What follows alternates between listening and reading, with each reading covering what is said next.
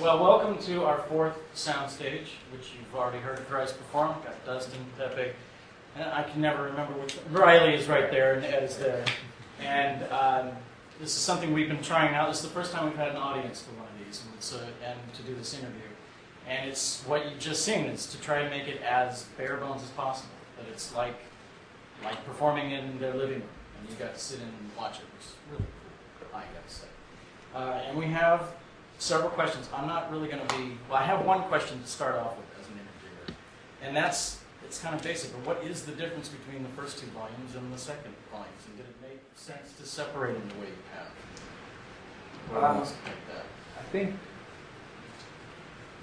there's more of a difference between all four of them separately than there's like between the halves. Yeah, between the halves. I don't know. We debated how to release it, whether it be all together or all separately, or and then once we decided on 2 and 2, which ones went best together. And so I don't know if there was a right way to do it. We just felt like all 24 at once was going to be a little overwhelming, like in lieu of, or in the way. 24 songs.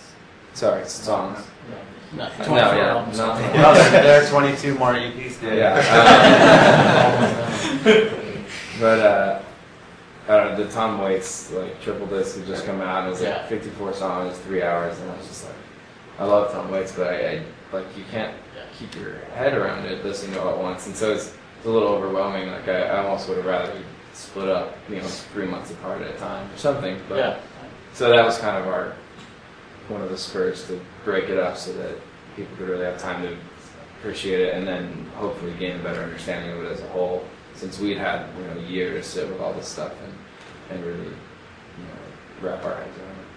Well, lots of people have asked about musical inspirations. Lots of people ask about sort of this question. It's kind of a weird one to start with, but I've noticed many of your songs have biblical references. Other people mention C.S. Lewis, The Mask of the Red Death, lots of different literary references, and I was wondering what sort of religious background you have, where most of your inspiration's from.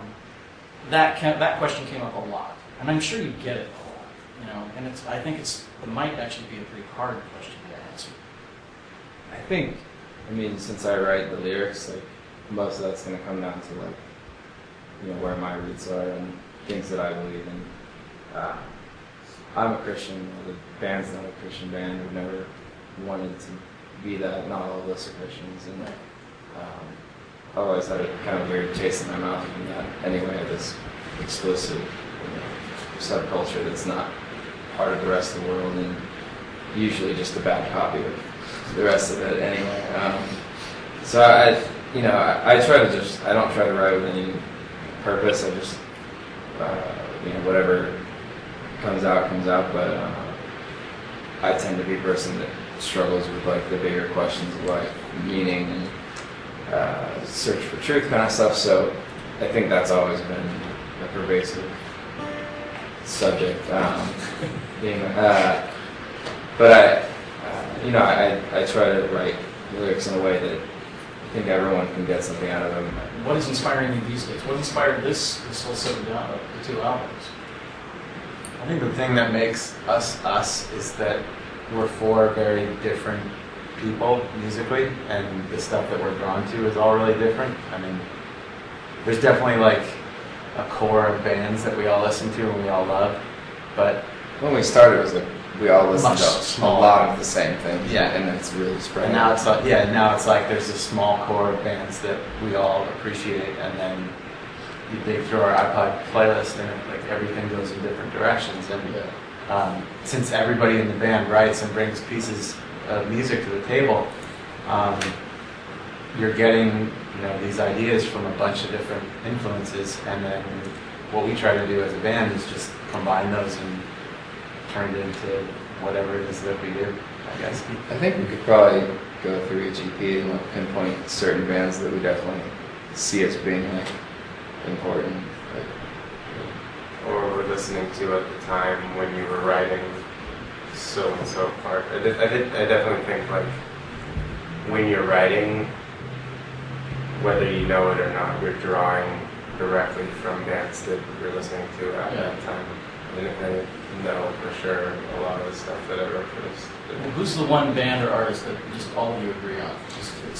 That's got that. That's the one thing that, if there is even one. It's definitely Radiohead. I'd say just Radiohead or the Beatles. yeah, but that's just That's right. The increasing trend of DIY releases from former major label acts. Do you guys see yourselves going that route, even more so than you did for Alchemy Index? Do you foresee digital releases a la Radiohead and Nine Inch Nails?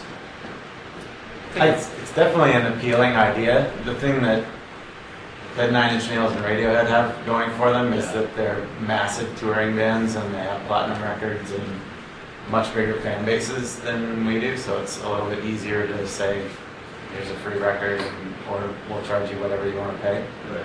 But we're definitely trying to think of ways to get our music out there rather than the traditional, CD format. I think one of the direction things could go and be really cool is that you find new ways of putting the music out yourselves, cutting out a lot of the middlemen, and thereby, you're